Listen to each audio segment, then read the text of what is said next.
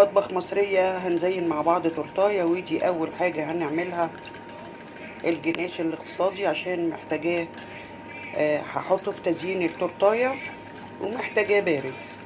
المقدار عبارة عن ايه؟ عبارة عن نص كوباية مية، تلت كوباية زيت، معلقتين كبار كريم شانتيه. افضل اقلب اقلب لغاية قبل ما يغلي بشوية. اهو كده ابتدى يغلي. مع التقليب المستمر اكون جايبة قالب شوكولاتة سما.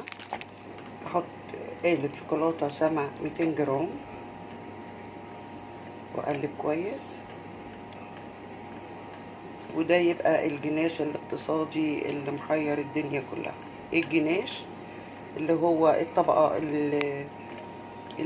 اللي بتلمع دي، اللي بتتحط على التورتايه، اللي دايما في الجروبات بيسألوا عليها. ادي الجناش اهو، كله تكاته وحركاته، سهل سهل جدا، ما بياخدش دقيقتين. انا بقى هحطه في التلاجة ونشوف هنزين بيه التورتايه ازاي.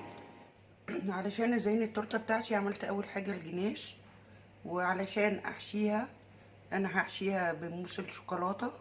هما دول مجين، مجين موز شوكولاته. هو متعملش فيه حاجه ابدا غير ان انا بحط مجين لبن.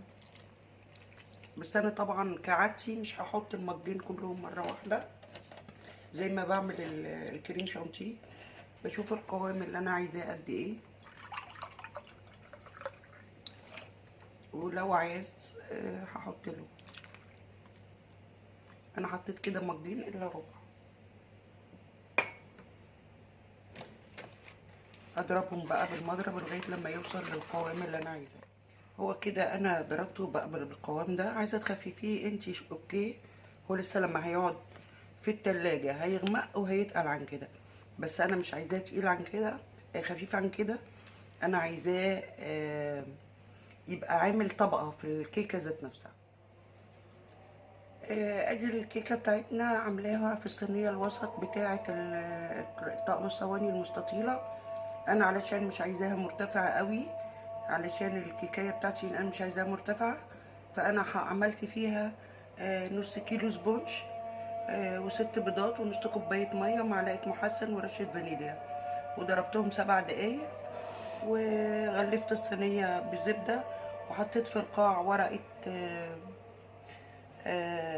زبدة واستوت. وهي بايتة من امبارح، انا عاملاها من امبارح. وطبعا بقشر الوش ده كده اللي هو بياخد زفرة البيض في منتهى السهولة. انا هشيل الجناب كده.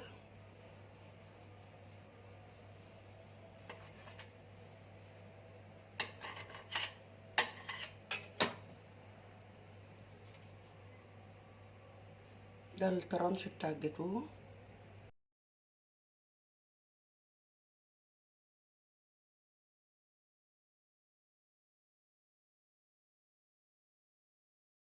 هجيب بقى المنشار. انا عملت المنشار على رقم 7. انا عايزاهم طبقتين بس. هما كان ممكن يجوا معايا 3 طبقات، بس انا عايزاهم طبقتين بس.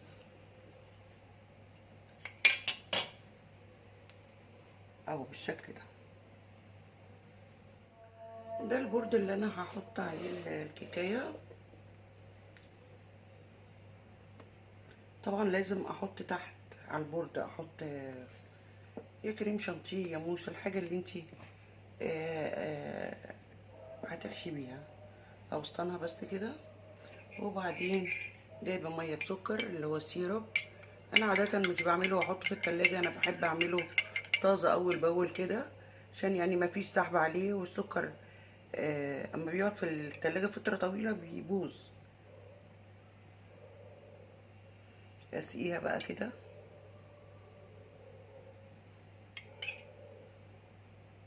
انا بسقيها لو هي كانت في نفس اليوم انا ما كنتش هسقيها، بس هي بايته فعلشان كده انا بسقيها سكر، ميه بسكر.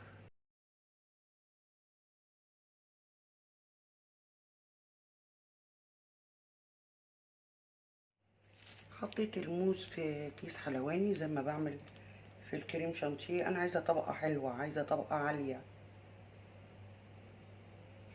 مش عشان اعلي، عشان الطعم بس. انا ما كنتش بستخدم الموس في الحشو، كنت بقى كريم شانتيه، ولما احب اعملها شوكليت بحط عليها جنيش او كاكاو. بس من ساعة ما عرفت الموس في الحشو، عملتها في عيد ميلاد آدم. عملت سبايدر مان، أول مرة كنت أعملها بالموس، فلقيت كل اللي أكل من السبايدر مان ومرات ابني وكلهم: ايه الجمال ده، انتي عاملاها ايه مختلف المرة دي؟ فأنا ما بطلتش بقى لما تبقى تورتاية شوكولاتة أحشيها موس.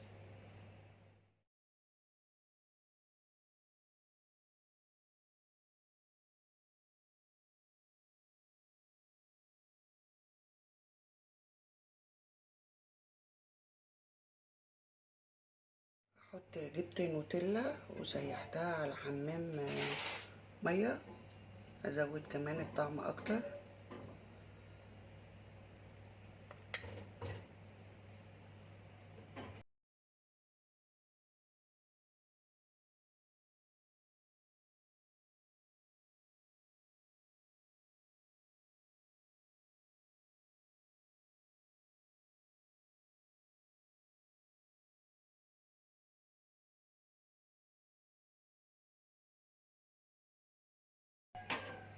احط بقى الجزء الفوقاني، اسقيها برضو.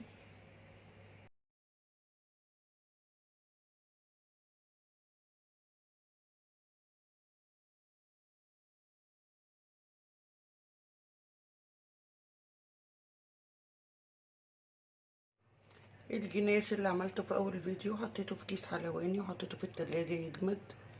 انا هجريس بيه تورتايه. خرمت كيس خرم صغير كده.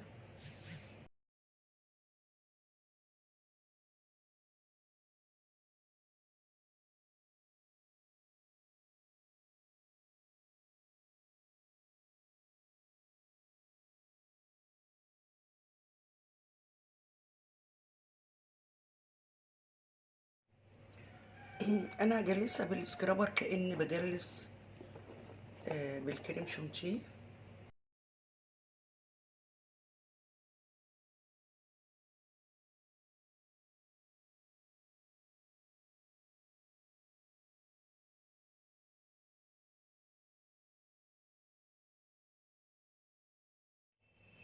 طبعا انا جلست التورتايه من امبارح. انا هغلفها بعجينه سكر. انا جبت قطعه عجينه سكر وعملتها بالرول، وقستها ديت وديت طلعت 6 سم، يا رب تطلع بالظبط. هغلف بيها. انا اول مره اشتغل عجينه سكر، كنت بشتغل بيها بس حاجات بسيطه مش كتير.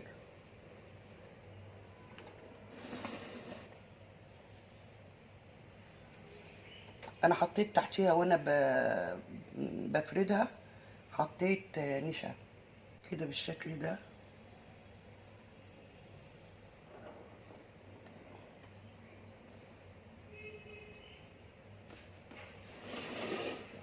انا هكمل جزء صغير بس اللي من الجناب، اللي ورا لا، علشان لسه هلزق فيه حاجه.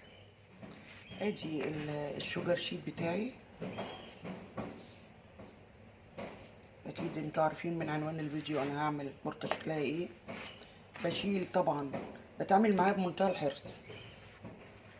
بشيل الخلفيه بتاعتها بالراحه خالص.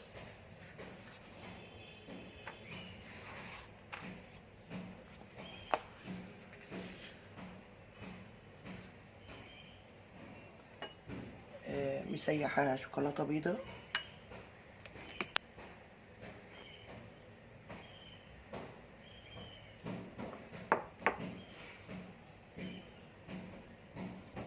ادهن ظهرها بالشوكولاته البيضه.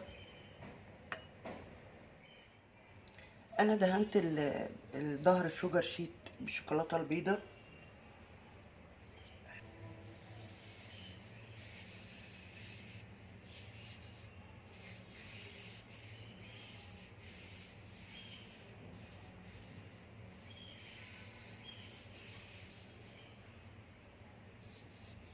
انا عملت وش التورته بالشوجر شيت اللي هو الكيبورد بتاع اللابتوب. دي اول مره، مش هتلاقوها خالص التورتايه لابتوب بالشوجر شيت، مش موجوده اصلا على اليوتيوب. يعني لو بصيتوا وعملتوا سيرش مش هتلاقوا حد عاملها. جايز عاملها بعجينه السكر، لكن مش معموله بالشوجر شيت.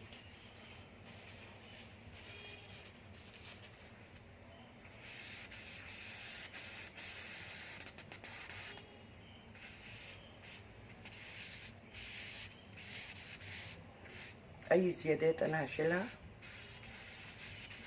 وزي ما قلت لكم هي تورتايه سهل الممتنع، فيها تفاصيل كتيره لكن سهله مش صعبه. انا خلصت التورته، فيها شويه ديفوهات بسيطه كده تعدي.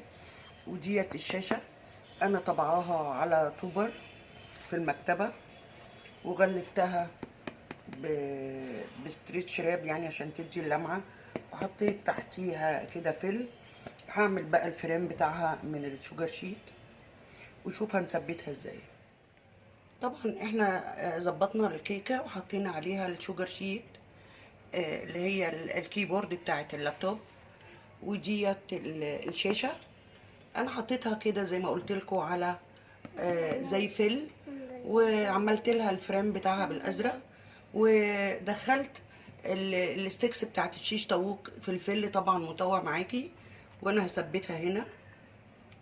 انا عملت معاكم التورته اللابتوب اللي هو يعني لو هو كان ظابط بيعملوا بدله ظابط، لو دكتور بيحطوا السماعه وبيحطوا الحاجات بتاعت الدكتور. دكتور سنان بيحط انبوبه معجون وسنان. طيب هو ابني بيشتغل اونلاين، فانا فكرت قلت اعمل له تورتيه ايه لعيد ميلاده. بيشتغل اونلاين، بيبقى بيشتغل على اللابتوب، فعملت التورتيه القمر قوي دي. قلت لكم اللي هي السهل الممتنع. يعني ايه؟ انا ما استخدمتش اي قمع، ما استخدمتش كيس حلواني، ما استخدمتش اي اداه من ادوات التزيين. لكن بقى فيها عجينه السكر والشوجر شيت، فيها كام تكايه كده، فهي طلعت بالشكل ده. عجباني قوي قوي. ولما تعملوا سيرش على اليوتيوب مش هتلاقوا حد خالص عامل لابتوب بالشوجر شيت. انا كلهم عاملينها يا اما بعجينه السكر كامله يا اما بالكريمه. لا، هي بعجينه السكر. لو ما اشتركتيش في القناه لغايه دلوقتي تنوريني، اعملي لايك شير سبسكرايب اللي هو الاشتراك.